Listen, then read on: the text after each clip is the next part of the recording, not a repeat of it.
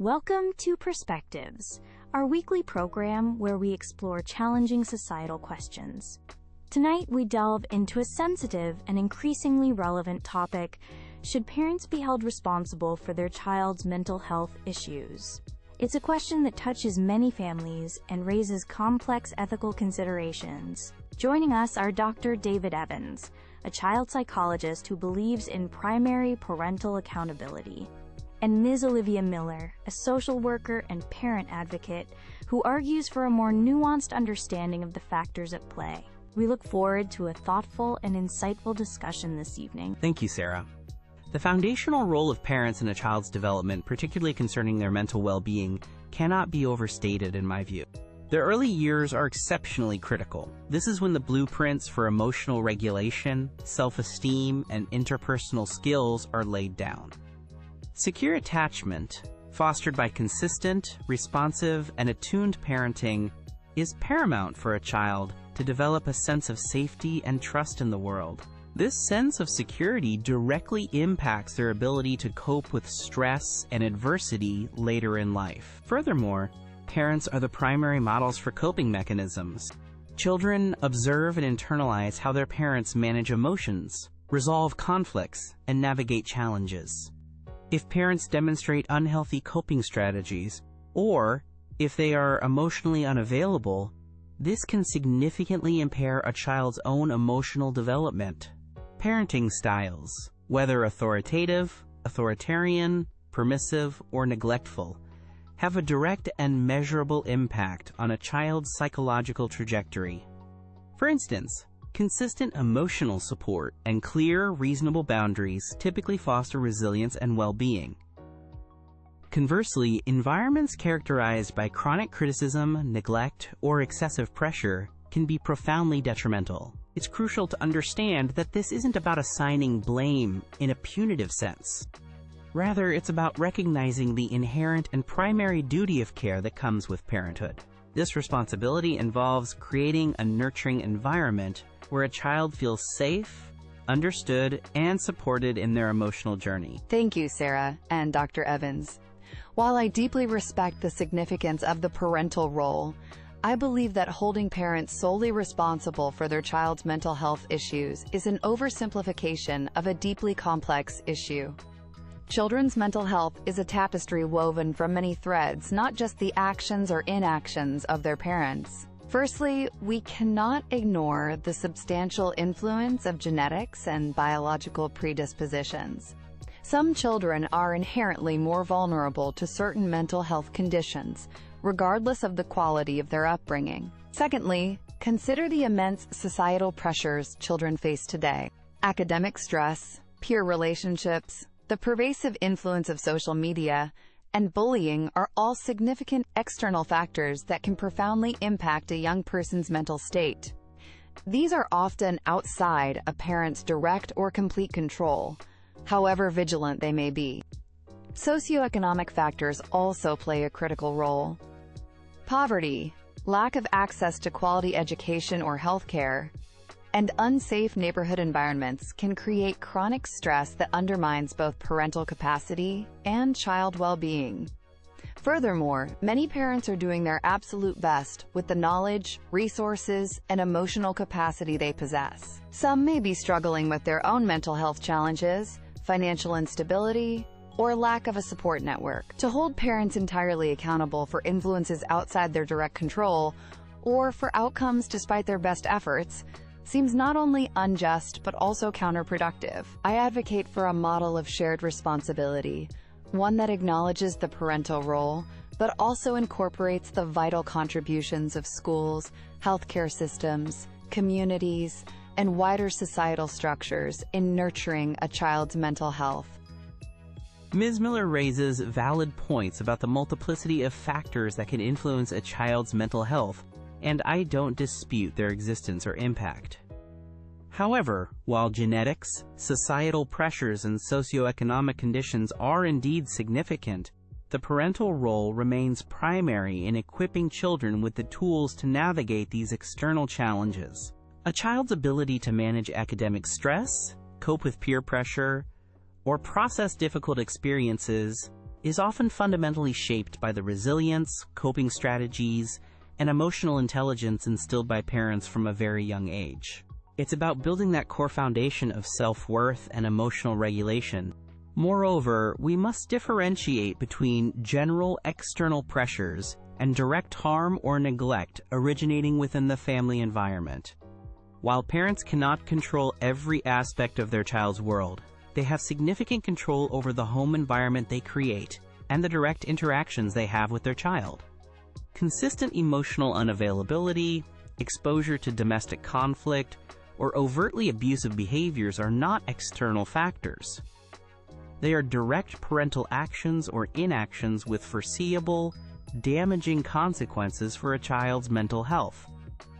Acknowledging these external factors is important for providing comprehensive support, certainly, but it cannot replace or absolve the primary, formative responsibility that rests with parents to provide a safe, nurturing, and emotionally supportive upbringing, which is the first line of defense against mental health difficulties. Dr. Evans, your emphasis on the formative power of the home environment is, of course, undeniable, especially in cases of overt maltreatment or neglect, where direct accountability is clearer and necessary. However, my concern with a framework that leans so heavily on primary parental responsibility, especially for the broader spectrum of mental health issues, is that it can inadvertently lead to a culture of blame. This blame can be incredibly damaging, discouraging parents who are already struggling from seeking help for themselves or their children due to fear of judgment or punitive action. Many parents I work with desperately want the best for their children, but lack the knowledge about child development, mental health literacy, or access to adequate resources and support systems. They may be replicating parenting patterns they themselves experienced without understanding the impact, or they may be overwhelmed by external stressors that limit their capacity to parent effectively. It's crucial to differentiate between parents who are willfully neglectful or abusive and those who are struggling due to systemic disadvantages or personal limitations. Simply assigning them responsibility in a vacuum, without considering these complexities or offering robust support, risks further isolating vulnerable families. We need to empower parents with education, accessible mental health services, and community support, rather than focusing predominantly on a model of accountability that may not fit the nuanced realities many families face. Dr. Evans, Ms. Miller brings up an important point about parents who may lack resources or knowledge. How does your framework of primary responsibility account for such disparities and avoid simply blaming those already disadvantaged? That's a critical consideration, Sarah. Primary responsibility doesn't exist in a void, nor does it negate the need for societal support. Responsibility in this context also includes the duty to seek knowledge, to ask for help, and to advocate for one's child if resources are lacking. Society, in turn, has a responsibility to make those resources and support systems accessible and equitable. However, if a parent is aware of a problem, or if concerns are raised by others like teachers or doctors, and they consciously choose not to act or refuse available help without valid reason, then the question of responsibility becomes more pointed. The framework acknowledges that parents operate within different contexts, but the fundamental duty to prioritize the child's well-being and take reasonable steps to ensure it remains. It's about intent and effort, within the best of their capacity, which includes leveraging available supports. Ms. Miller, if we move towards a shared responsibility model, as you advocate, how do we ensure that responsibility isn't so diffused that no one entity takes concrete action when a child is struggling? Who takes the lead? That's a common and valid concern, Sarah, and it highlights the need for a well-coordinated system, not just a vague notion of shared duty. I envision a collaborative network where schools, pediatricians, mental health services, and community organizations work in tandem, with parents as essential and respected partners in this process. Clear pathways for referral, intervention, and support are crucial. For example, Teachers are often the first to notice changes in a child's behavior or mood. There should be established protocols for them to connect with school counselors or social workers, who can then engage with the family in a supportive, non-judgmental way. The lead might shift depending on the context: a pediatrician for early identification, a school for academic-related stress, or community services for broader family support. But the key is interagency collaboration and consistent communication, ensuring the child and family don't fall through the cracks. This creates a robust safety net, where multiple stakeholders are actively engaged in promoting the child's well-being. In closing, while the interplay of various factors in a child's mental health is undeniable, and the need for societal support is clear, we must not dilute the profound and primary duty of care that lies with parents. The home environment, the parent-child relationship, and the values and coping mechanisms instilled in the early years form the bedrock of a child's psychological development. Recognizing this primary responsibility is not about assigning blame, but about empowering parents to understand their critical role and to actively foster an environment conducive to mental wellness. Societal structures, schools, and healthcare systems should indeed provide robust support, resources, and education. However, these should be seen as complementary to and reinforcing of the foundational parental obligation, not as a replacement for it.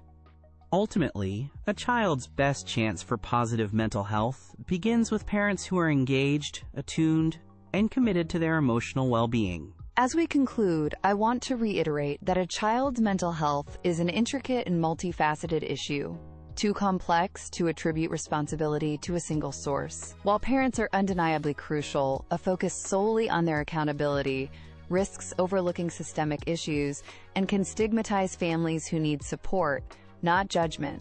Let's move beyond blame and towards a collective, compassionate approach that recognizes the interconnectedness of influences: genetic, familial, social, and economic. Our efforts should be concentrated on building robust, accessible, and well-resourced support systems for children, parents, and entire communities.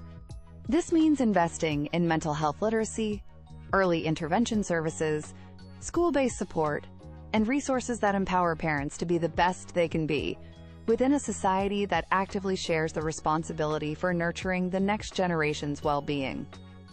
Only through such a comprehensive and supportive framework can we truly make a difference.